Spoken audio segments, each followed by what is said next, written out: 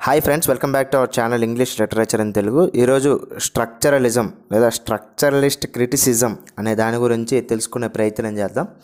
Net point of వ్యూలో ఈ structuralism అనేది, తర్వాత వచ్చిన పోస్ట్ స్ట్రక్చరలిజం అనేది చాలా ఇంపార్టెంట్గా పరిగణించబడుతుంది. ఈ యొక్క టాపిక్స్ నుంచి చాలా వరకు బిట్స్ కూడా రావటం జరుగుతుంది. కాబట్టి ఈ యొక్క వీడియోలో స్ట్రక్చరలిజం అంటే ఏంటి అనే విషయాల్ని పూర్తిగా తెలుసుకునే ప్రయత్నం చేద్దాం. ఇలాంటి మరెన్నో వీడియోస్ కోసం మన ఛానల్ని ఇప్పుడే సబ్స్క్రైబ్ చేసుకోగలరు. Let's get start our video.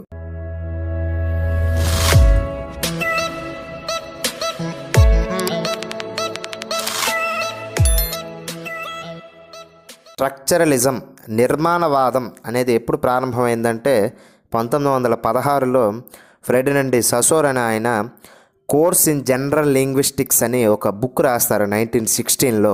ఆ 1916లో రాసినటువంటి బుక్ తరువాత నిర్మాణవాదం అనేది చాలా కోణాల్లో పరిశీలించడం లేదా అధ్యయనం చేయటం జరుగుతుంది. ఈయన ముఖ్యంగా ఫస్ట్ భాషాశాస్త్రానికి రాసినప్పటికీ తర్వాత ఈ నిర్మాణవాదం అనేది చాలా కోణాల్లో విశ్లేషించడం జరిగింది. అవి ఏంటంటే ఆంథ్రపాలజీలోను, అలాగే పొలిటికల్ థియరీకి, ఫిలాసఫీకి, రిలీజియన్కి, హిస్టరీకి, ఎకానమిక్స్కి, సైకాలజీకి, ఇటువంటి డిఫరెంట్ స్ట్రీమ్స్లోకి వెళ్ళి ఈ స్ట్రక్చరలిజం అనేది డెవలప్ చేయడం జరిగింది. ప్రారంభంలో ఈ స్ట్రక్చరలిజం అనేది కేవలం భాషకి పరిమితం అయినప్పటికీ తరువాత కాలంలో మాత్రం ఇది చాలా స్ట్రీమ్స్లోకి వెళ్ళటం జరుగుతుంది. ఇక తరువాత వచ్చినటువంటి ప్రముఖమైనటువంటి రచయితలు ఈ స్ట్రక్చరలిజాన్ని డెవలప్ చేసి భాషలో అధ్యయనాన్ని ఎట్లా చేయాలి, ఎలా చేయాలి అనే అంశాలపైన చాలామంది రచయితలు ప్రముఖంగా వర్ణించడం జరుగుతుంది. ఈ స్ట్రక్చరలిజం కాన్సెప్ట్ని ప్రముఖమైనటువంటి విమర్శకుడు రాబర్ట్ కెలోగ్ అనే ఆయన Structuralism seeks the unification of all sciences into a new system of belief so that the codes governing other systems can be studied with the same scientific precision and by using many of the concepts of language అని ఆయన చెప్పడం జరుగుతుంది. ఈ యొక్క స్టేట్మెంట్లో ఆయన ఏం చెప్పదలుచుకున్నాడంటే, భాష అనేది ఒక రకంగా సైన్స్కి ముడిపెట్టడం జరిగింది. దానివల్ల చదివేటటువంటి విధానంలోని, భాష వాడే విధానంలోని చాలా మార్పులు అనేవి, కొత్త రకమైన మార్పులు వచ్చాయి అని చెప్పి ప్రముఖ తాత్వికుడు, విమర్శకుడు రాబర్ట్ కెలోగ్ అనే ఆయన చెప్పడం జరుగుతుంది. ఈ స్ట్రక్చరలిజం అనేది చాలా వరకు డెవలప్ అయింది 1940s నుంచి 1960s ఆ ప్రాంతంలో. ఈ యొక్క స్ట్రక్చరలిజం అనేది డెవలప్ అయ్యి తర్వాత లింగ్విస్టిక్స్ అలాగే నెరేటాలజీ ఈ రెండింటినీ కూడా ప్రభావితం చేసి తర్వాత రెండు స్ట్రీమ్స్గా విడిపోవడం జరుగుతుంది, లింగ్విస్టిక్స్ అలాగే నెరేటాలజీ అనేది. ఈ స్ట్రక్చరలిజం అనేది తరువాత చాలామంది క్రిటిక్స్, లింగ్విస్టిక్స్కి సంబంధించినటువంటి వాళ్ళు కూడా దీన్ని అధ్యయనం చేయడం స్టార్ట్ చేస్తారు. ఇకను రష్యన్ ఫార్మలిస్టులు, మన ఛానల్లో ఆల్రెడీ డిస్కస్ చేశాము రష్యన్ ఫార్మలిజం గురించి, ఒకసారి చూడగలరు. ఈ రష్యన్ ఫార్మలిజంలో ప్రముఖమైనటువంటి రచయిత రోమన్ జాకబ్సన్ అనే ఆయన కూడా హెల్ప్ చేస్తాడు ఈ యొక్క స్ట్రక్చరలిజం అనేది డెవలప్ అవడానికి, నిర్మాణవాదం డెవలప్ అవడానికి. ఈయన 1920లో మనం ఆల్రెడీ ఫార్మలిజంలో చెప్పుకున్నాము, రష్యాలో ఉన్నటువంటి సివిల్ వార్ కారణంగా రెండు గ్రూపులుగా డివైడ్ అయిపోతారు. ఎవరంటే ప్రాగ్ లింగ్విస్టిక్ సర్కిల్ అలాగే మాస్కో లింగ్విస్టిక్ సర్కిల్.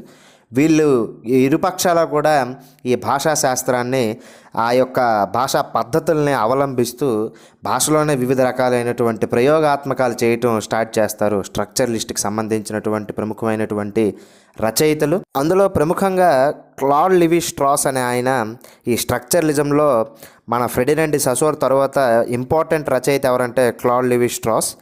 అలాగే తరువాత ఆయన రొలాండ్ బాత్, అలాగే జాక్ లకాన్, ఈయన సైకో అనాలిసిస్లో కూడా తరువాత వస్తారు. ఇక యూరీ ట్రెడెరోవ్, ఈయన ఆల్రెడీ ఫార్మలిస్ట్ క్రిటిక్, రష్యన్కి సంబంధించినటువంటి ఆయన. వీళ్ళే కాకుండా తరువాత వచ్చినటువంటి అమెరికాలో వచ్చినటువంటి న్యూ క్రిటిసిజంలో ఉన్నటువంటి వ్యక్తులు కూడా ఎక్కువగా స్ట్రక్చరలిజం పైన కూడా ఫోకస్ చేయడం జరుగుతుంది. అందులో ఉన్నటువంటి ఐఆర్ రిచర్డ్స్ రాసిన ప్రాక్టికల్ క్రిటిసిజంలో చాలా అంశాలు కూడా కాస్త స్ట్రక్చరలిజంకి దగ్గరగా ఉంటాయి. వీళ్ళంతా కూడా తరువాత వర్క్ పైన ఫోకస్ అనేది కొంచెం తగ్గించి వర్క్లో ఉన్నటువంటి భాష పైన ఫోకస్ చేయటం స్టార్ట్ చేస్తారు. నిర్మాణవాదం ఏ విధంగా వచ్చిందో తెలుసుకున్నాం, అందులో ఉన్నటువంటి రచయితలు ఎవరో తెలుసుకున్నాం, వాటి ద్వారా ఎవరు వచ్చారనే విషయాల గురించి కూడా తెలుసుకున్నాం. ఇప్పుడు ఈ యొక్క స్ట్రక్చరలిజం అనేది ఏ ఫీచర్స్తో అడుగులేసింది, ఏ ప్రిన్సిపల్స్ అనేవి, ఏ ఉద్దేశాలతో ఈ స్ట్రక్చరలిజం అనేది ప్రారంభమైందనే అంశాల గురించి తెలుసుకుందాం. ఇది ముందుగా అపోజ్ చేసింది మిమిటిక్ అండ్ ఎక్స్ప్రెసివ్ థియరీని లిటరేచర్లో. ఏంటి ఎక్స్ప్రెసివ్ థియరీ, మిమిటిక్ థియరీ అంటే అప్పటి వరకు ఉన్నటువంటిది అనుకరణ, ఒకడు రాసిన దాన్ని కాస్త అనుకరణ చేసి ఇంకొక కొత్త విషయాలను చెప్పటం అనే ఒక ఉద్దేశం ఉన్నదాన్ని ఈ యొక్క స్ట్రక్చరలిజం అనేది పూర్తిగా వ్యతిరేకించింది, అపోజ్ చేసింది మిమిటిక్ థియరీని, ఎక్స్ప్రెసివ్ థియరీని. సెకండ్ వన్ వచ్చి it is not an interpretive theory, it looks for grammar of literature and its poetics, it poses literature to literariness as language to linguistics. ఒక రకంగా ఈ ఉద్దేశం ఏంటంటే అప్పటి వరకు ఉన్నటువంటి ఇంటర్ప్రెటివ్ థియరీ ఏదైతే ఉందో, చెప్పడం ఏదైతే ఉందో దాన్ని కాస్త మార్చి భాషలో ఉండేటటువంటి గ్రామరు అలాగే లిటరేచర్లో ఉన్నటువంటి పోయిటిక్స్ పైన ఫోకస్ చేయడం జరుగుతుంది. అలాగే లిటరేచర్కి సంబంధించి లిటరరీ నెస్ అనేది ఇంపార్టెంట్ అని రోలాండ్ బాత్ కూడా చెప్తాడు. లిటరరీ నెస్ ఉండాలి తప్ప లిటరేచర్ అనేది మామూలుగా సాధారణంగా ఉంటుంది అని చెప్తారు. అలాగే వీళ్ళు లిటరరీనెస్ ఎందులో కావాలనుకుంటారంటే లింగ్విస్టిక్స్లో, భాషలోని ఆ యొక్క మాధుర్యం అనేది కావాలి అని కోరుకుంటారు స్ట్రక్చర్ లిస్టులు. ఇక మూడో ఫీచర్ వచ్చి units of individual things can be understood to the context of larger structures only. ఏవైతే పెద్ద పెద్ద నిర్మాణవాదాలు ఉన్నాయో వాటి గురించి చర్చించడం స్టార్ట్ చేస్తాయి ఈ యొక్క స్ట్రక్చరలిజము. ఇక the relationships are most often described in terms of binary oppositions. ప్రతిదీ కూడా ద్వంద్వాలతో పోల్చడం జరుగుతుంది. ద్వంద్వ అంటే మెయిల్ ఉన్నాడు కాబట్టి ఫీమేల్ ఉంది, ఆకాశం ఉంది కాబట్టి భూమి ఉంది, సూర్యుడు ఉన్నాడు కాబట్టి చంద్రుడు ఉన్నాడు, వెలుతురు ఉంది కాబట్టి చీకటి ఉంది. ఇటువంటి విషయాలన్నింటినీ కూడా చాలా సంగ్రహంగా పరిశీలిస్తుంది నిర్మాణవాదం. తరువాత పోస్ట్ స్ట్రక్చరలిజం వీటిని అపోజ్ చేస్తుంది. కాబట్టి ప్రస్తుతానికి మన స్ట్రక్చరలిజం చూస్తే ఈ రిలేషన్స్ గురించి చాలా ఎక్కువగా సంగ్రహంగా చెప్పడం జరుగుతుంది, బైనరీ అపోజిషన్స్ని, స్ట్రక్చరలిజం. ఇక తరువాత the author as traditionally understood is dead, the subject is constructed by linguistic system. అలాగే రోలాండ్ బాత్ చెప్తాడు the death of the author అని, రచయిత మరణం పొందుతాడని. దానికి 100% ఏకీభవిస్తుంది ఈ స్ట్రక్చరలిజం అనే కాన్సెప్టు.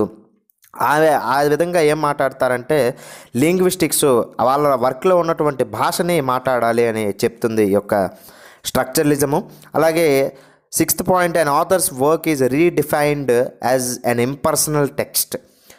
పర్సనల్ టెక్స్ట్గా తీసుకోకుండా దాన్ని ఇంపర్సనల్ టెక్స్ట్గా తీసుకోవాలి అని చెప్పి కూడా చెప్తుంది ఈ స్ట్రక్చరలిజం తాలూకు ముఖ్యమైనటువంటి ఉద్దేశం. ఈ పర్సనల్ ఇంపర్సనల్కి తేడా ఏంటంటే పర్సనల్ అనేది మీకుగా అనిపించిన ప్రతి ఒక్క విషయాన్ని నోట్ చేసుకుంటే అది పర్సనల్. ఇంపర్సనల్ అన్నప్పటికీ దేనిని ఉపయోగించాలి, దేనిని ఉపయోగించకూడదు అనే అంశాలని మనమే ముందు డీవియేట్ చేసి తర్వాత వర్క్ రాయడాన్ని ఇంపర్సనల్ అంటారు. ఈ ఇంపర్సనల్ ట్రెడిషన్స్ని ఇది రీడిఫైన్ చేస్తుంది ఈ స్ట్రక్చరలిజం అనే concept. It is neither the writer nor the writing but language that speaks now. అప్పటి వరకు కొంతమంది రచయితలు ఇంపార్టెంట్ అన్నారు, కొంతమంది వర్క్ ఇంపార్టెంట్ అన్నారు. కానీ ఈ స్ట్రక్చరలిజం అనేది కేవలం భాష అనేది ఇంపార్టెంట్ అని మారటం జరుగుతుంది. తర్వాత పాయింట్ ఏంటంటే focus is on reading and production of meaning based upon linguistic conventions. అంటే భాషాశాస్త్రంలో ఉన్నటువంటి పదాలు, అలాగే ఫ్రేజెస్, అలాగే సెంటెన్సెస్, వాటి మీద ఎక్కువగా ఫోకస్ చేసింది ఈ యొక్క స్ట్రక్చరలిజం అనేట థియరీ. ప్రముఖమైనటువంటి రచయితలు వాళ్ళు ఇచ్చినటువంటి థియరీలు ఏంటో ఇప్పుడు పరిశీలిద్దాం. ఫ్రెడినండ్ డి ససోర్ మనం ఆల్రెడీ చెప్పుకున్నాం. ఈయన కోర్స్ ఇన్ జనరల్ లింగ్విస్టిక్స్ అనే పుస్తకాన్ని రాశాడని ఆల్రెడీ చెప్పుకున్నాం. ఆయన ఇచ్చినటువంటి కాన్సెప్ట్స్ ఏంటంటే సైన్, సిగ్నిఫైర్, సిగ్నిఫైడ్, అలాగే language and parole, synchronic and diachronic, syntagmatic and pragmatic అనేటటువంటి కాన్సెప్ట్స్ని ఆయన డెవలప్ చేయడం జరుగుతుంది. ఆయన ఇచ్చినటువంటి సైన్, సిగ్నిఫైర్, సిగ్నిఫైడ్ అనే కాన్సెప్ట్ తర్వాత పోస్ట్ స్ట్రక్చర్ లిస్ట్లో దాన్ని డీకోడ్ చేసి తర్వాత కాన్సెప్ట్స్ని ఇవ్వటం జరుగుతుంది. కానీ ఈ సైన్, సిగ్నిఫైర్, సిగ్నిఫైడ్ అంటే అర్థాలు ఏంటంటే సైన్ అంటే సంకేతం, ప్రతిదీ కూడా ఒక సంకేతాన్ని ఉద్దేశిస్తూ ఉంటుంది, ప్రతిదానికి ఒక సంకేతం ఉంటుంది. ఎరుపు అనేది ఒక రకంగా ఆగటానికి లేదా డేంజర్కి సిగ్నల్ అయితే గ్రీన్ అనేది ఒక రకంగా మంచికి చిహ్నం, అలాగే పరిగెత్తడానికి చిహ్నంగా పరిగణిస్తారు. ఇక పసుపు అనేది కొంత నెమ్మదిగా వెళ్ళటానికి సంకేతం. సైన్ అంటే మీ అందరికీ చక్కగా అర్థమై ఉంటుందని అనుకుంటున్నాను. ఇక సిగ్నిఫైర్, సిగ్నిఫైడ్ ఇది ప్రముఖమైనటువంటి కాన్సెప్ట్. చాలా సందర్భాల్లో అడగాల్సినటువంటి బిట్లు అడిగిన ఆల్రెడీ బిట్లు. ఇక సిగ్నిఫైర్ అంటే ప్రతిదానికి ఒక రూపం. రూపం అంటే ఇప్పుడు క్యాట్ అని నేను అన్నాను అనుకోండి, క్యాట్ అన్నప్పటికీ మీ మదిలో ఒక రకమైనటువంటి ఇమేజ్ అనేది ప్రారంభమవుతుంది. క్యాట్ అన్నప్పటికీ 4 చక్రాలు ఉంటాయి. అలాగే పదం అనేది క్యాట్, క్యాట్ ఎందుకు అంటే క్యాట్ అనేది బ్యాట్ కాదు, ర్యాట్ కాదు, మ్యాట్ కాదు, కాబట్టి అది క్యాట్ అని పిలువబడుతుంది. అదొక సిగ్నిఫైర్ రూపం. ఇక సిగ్నిఫైడ్ అంటే మెంటల్ కాన్సెప్ట్. క్యాట్ అన్నప్పటికీ ఒక రకమైనటువంటి కళ్ళు, కాళ్ళు, చెవులు, ముక్కు ఇవన్నీ కూడా మీరు అనుకుంటూ ఉంటారు. అలాగే క్యాట్ నలుప, తెలుప ఇవన్నీ అటువంటి అంశాలు మీ బ్రెయిన్లోకి రావడం అనేది సిగ్నిఫైడ్. కానీ సిగ్నిఫైర్ అనేది రూపము, అలాగే సౌండ్కి సంబంధించినటువంటిది. ఇలాంటి కాన్సెప్ట్స్ ఆయన ఎన్నో డెవలప్ చేశారు ఫ్రెడినండ్ ససోర్ గారు. ఆయన లాంగ్ అండ్ పెరోల్ గురించి కూడా చెప్తారు. లాంగ్ అంటే కోడ్స్, స్ట్రక్చర్ గురించి మాట్లాడుతుంది. లాంగ్వేజ్ తాలూకా కోడ్స్ గురించి, స్ట్రక్చర్ గురించి. పెరోల్ అనేది ఇండివిజువల్ మూమెంట్ గురించి, మీరు ఏ విధంగా అధ్యయనం చేస్తున్నారు అనే దాని గురించి పెరోల్ అనేది మాట్లాడుతుంది. ఈ లాంగ్వేజ్, పెరోల్, అలాగే సిగ్నిఫైడ్ ఈ కాన్సెప్ట్స్ అన్నిటినీ కూడా ఇంకా బాగా అర్థం చేసుకోవాలంటే మీరు ఇంకా ఎనాలిసిస్ చేయాల్సి ఉంటుంది మీ ఓన్ వేలో. యూట్యూబ్లో మనం కాస్త చెప్పగలం కాబట్టి కాన్సెప్ట్ అంటే ఏంటి అనే అంశాలపైన డిస్కస్ చేసి తర్వాత మిగతా వాటి గురించి మాట్లాడదాం. ఈ హోల్ స్ట్రక్చరలిజం అనే కాన్సెప్ట్ గురించి ఎంఏఆర్ హబీబ్ అనే ఆయన ఒక బుక్ ఆయన రాస్తారు. ఆ బుక్లో ఆయన ఏమంటారంటే, this view of language also challenges the view of reality as somehow independent and existing out side of language, reducing language to merely a name given system. Sasor's view implies that we build up an understanding of our world by means of language and view the world through language. ఆయన ఏం చెప్తారంటే, భాష అనేది అధ్యయనం చేయాలి అంటే అక్కడ ఉండేటటువంటి పదాల ద్వారానే అది సాధ్యం అవుతుందని నిరూపించినటువంటి వ్యక్తి ఈ ఫ్రెడినండ్ ససోర్ అని ఆయన చెప్పడం జరుగుతుంది. ఎంఏఆర్ హబీబ్ అనే ఆయన. రోమన్ ఆకబ్సన్ గురించి మనం ఆల్రెడీ ఫార్మలిజంలో కాస్త చెప్పడం జరిగింది. ఆయన గురించి ఆయన లిటరరీనెస్ అనే కాన్సెప్ట్ని ఇవ్వటం జరుగుతుందని మనం ఆల్రెడీ చెప్పుకున్నాం. ఇక ఆయన ద పోయిటిక్ ఫంక్షన్ అని ఆయన రాసుకున్నటువంటి బుక్లో ఆయన ఏం చెప్తాడంటే, projects the principles of equivalence for the axis of selection into the axis of combination అని అంటాడు. ఇక దీని తాలూకు ముఖ్యమైనటువంటి ఉద్దేశం ఏంటంటే, కొన్ని ప్రిన్సిపల్స్ని యాడ్ చేసి కొన్ని రకాలైనటువంటి పదాలను జతపరిచినప్పుడు వాటి తాలూకు అర్థం అనేది, వాటి తాలూకు బ్యూటీ అనేది పెరుగుతుంది అని ఆయన ద పోయిటిక్ ఫంక్షన్ అనే ఒక బుక్లో రాయటం జరుగుతుంది. తరువాత ఆయన ఒక ఎమిలీ డికిన్సన్ రాసినటువంటి పోయంని తీసుకుని ఆయన అనాలిసిస్ చేస్తాడు. The soul selects her own society అనే ఒక పోయంని తీసుకుని అందులో ఉన్నటువంటి పోయిటిక్ని అనాలిసిస్ చేస్తాడు, పోయిటరీని. ఇక అందులో ఉన్నటువంటి మెటఫర్సు, అలాగే అందులో ఉండేటటువంటి క్రియేటివ్ ఈక్వివలెన్స్ ఏముంది, అందులో రైమ్ ఏముంది, రిథమ్ ఏముంది, సింగ్మాటిక్ ఏముంది, ప్రాగ్మాటిక్ ఏముంది అనే అంశాల గురించి ఆయన చెప్తాడు. అలాగే ఆయన ఇచ్చినటువంటి బెస్ట్ స్టేట్మెంట్ ఏంటంటే, metaphor inspires romanticism, metonymy is prominent in realistic literature అంటాడు. ఇది మనం ఆల్రెడీ గత వీడియోలో చెప్పుకున్నాం. మెటాఫర్స్ అనేవి రొమాంటిసిజంని ఇన్ఫ్లుయెన్స్ చేస్తాయి, మెటానమీ అనేది రియలిజంని ఇన్స్పైర్ చేస్తాయి లేదా ఇన్ఫ్లుయెన్స్ చేస్తాయి అని ఆయన చెప్పడం జరుగుతుంది. తరువాత స్టేట్మెంట్స్లో ఆయన పెయింటింగ్ గురించి ఏం చెప్తాడంటే, cubism is metonymic, surrealism is metaphorical అంటాడు. క్యూబిజం అంటే ఒక రకమైనటువంటి పెయింటింగ్, ఆ పెయింటింగ్ అనేది మెటానమీకి డిస్క్రైబ్ చేస్తే సరియలిజం అనేది మెటఫారికల్గా ఉంటుంది అనే అంశాలపైన ఆయన చర్చిస్తాడు. పోయిటరీ అనేది ఎప్పుడు కూడా మెటఫారికల్, ఎందుకంటే అదొక ప్రాగ్మాటిక్ అంశాలను కలిగి ఉంటుంది. ప్రోజ్ అనేది సింగ్మాటిక్ అంటాడు. స్ట్రక్చరలిజం డెవలప్ అయిన కొన్నాళ్ళకి స్ట్రక్చరలిస్ట్ నెరేటాలజీ అనేది కూడా డెవలప్ అవ్వటం స్టార్ట్ అవుతుంది మెల్లగా. రష్యాలో రష్యన్ ఫార్మలిస్ట్ అయిన వ్లాదిమిర్ ప్రాపన్ ఆయన the మోర్ఫాలజీ of the folk tales అనే దానిలో ఫంక్షన్స్ అనేవి ఎలా ఉంటాయి అనే అంశాలపైన ఆయన మాట్లాడతారు. అందులో ఆయన 7 spheres of action of Russian folk tales అని ఆయన అనాలిసిస్ చేసుకొస్తాడు ఆ యొక్క morphology of the folk tales అనే బుక్లో. తరువాత ఈ స్ట్రక్చరలిస్ట్ క్రిటిసిజం అనేది చాలా వర్గీకరణ చెందుతుంది లేదా విభజన చెందుతుంది. అందులో మిత్ క్రిటిసిజం అనేది, సైకలాజికల్ క్రిటిసిజం అనేది, ఆర్కిటైపల్ క్రిటిసిజం అనేది, ఈ విధంగా రకరకాల క్రిటిసిజంగా విభజించడం జరుగుతుంది. మిత్ క్రిటిసిజాన్ని డెవలప్ చేసిన ఆయన జేజీ ఫ్రాజర్ అనే ఆయన ద గోల్డెన్ బౌ అనే వర్క్ని రాస్తారు.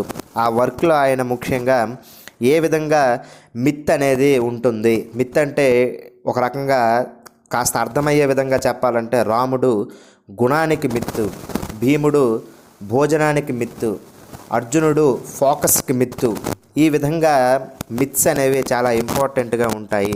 తర్వాత ఆర్కిటైపల్ క్రిటిసిజం గురించి డిస్కస్ చేసినప్పుడు మనం ఇంకాస్త విశ్లేషించి డిస్కస్ చేద్దాం. ప్రస్తుతానికి ఈ మిత్ క్రిటిసిజం అనేది డెవలప్ అవ్వడానికి కూడా ప్రముఖంగా స్ట్రక్చరలిజం అనేది ప్రారంభంగా తయారవుతుంది. ఇక క్లాడ్ లివి స్ట్రాస్ అనే ఆయన స్ట్రక్చరల్ ఆంథ్రపాలజీ అనే ఒక బుక్ను రాస్తాడు 1958లో. అందులో స్ట్రక్చరలిజం అనేది ఎలా ఉండాలి, స్ట్రక్చరలిజానికి కాస్త ఎక్స్టెండెడ్ ఫార్మ్స్ అన్నీ కూడా ఆయన డెవలప్ చేయడం జరుగుతుంది. ఇక ఈ యొక్క మిత్ క్రిటిసిజం అనేది డెవలప్ అవడానికి నార్థప్ ఫ్రై అనే ఆయన ఎనాటమీ ఆఫ్ క్రిటిసిజం అనే ఒక బుక్ను రాస్తారు.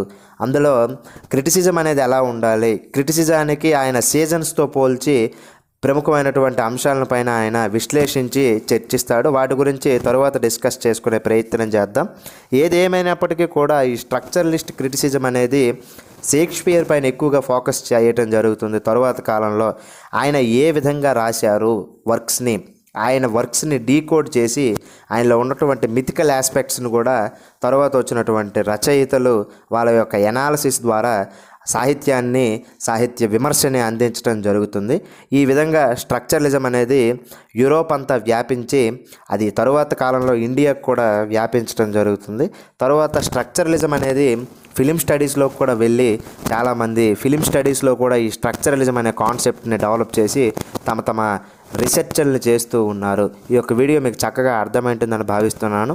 ఇలాంటి మరెన్నో వీడియోస్ కోసం మన ఛానల్ ఇప్పుడే సబ్స్క్రైబ్ చేసుకోగలరు.